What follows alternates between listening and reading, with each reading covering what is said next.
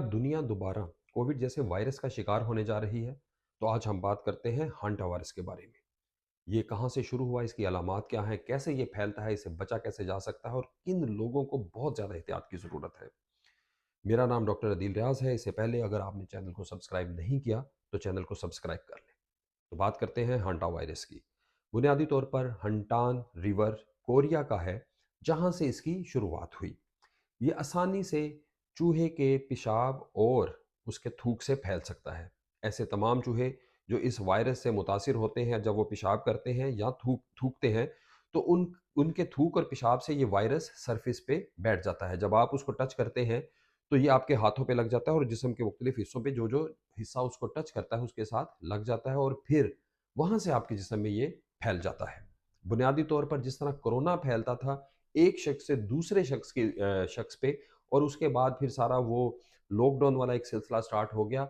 इसकी जो मेजर किस्म है वो इस तरह एक शख्स से दूसरे शख्स में नहीं फैलती, लेकिन इसकी कुछ इकसाम हैं जो एक शख्स से दूसरे शख्स में भी जा सकती है। अलामात में शुरू में बुखार और मसल पेन्स, उसके अलावा जो है वो कुछ उल्टियाँ आ सकती हैं।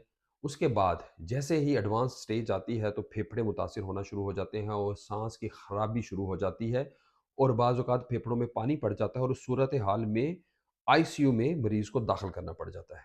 इसके साथ-साथ गुर्दों को भी मुतासिर कर देता है और इसी वजह से अभी तक दुनिया में 3 से 4 लोग इस वायरस का शिकार हो चुके हैं और उनकी मौत वाक़या हो चुकी है। इससे बचना कैसे है?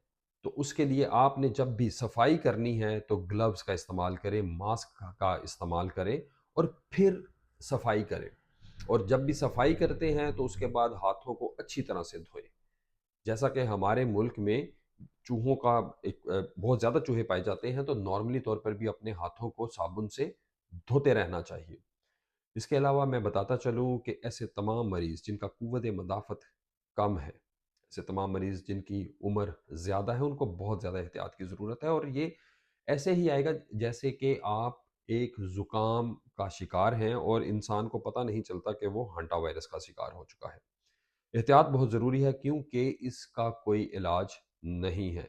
अगर किसी शख्स को हांटा वायरस होता है, तो उसको सिर्फ़ सपोर्टिव मैनेजमेंट दी जाती है, जिससे मुराद ये है कि अगर बुखार है तो बुखार की दवाई दे दी जाती है, अगर उल्टी है तो उल्टी की दवाई दे दी जाती है, अगर पेट में दर्द है तो पेट में दर्द की दवाई दे दी जाती है। इसके अलावा इसका कोई भी अभी तक इलाज नहीं आया।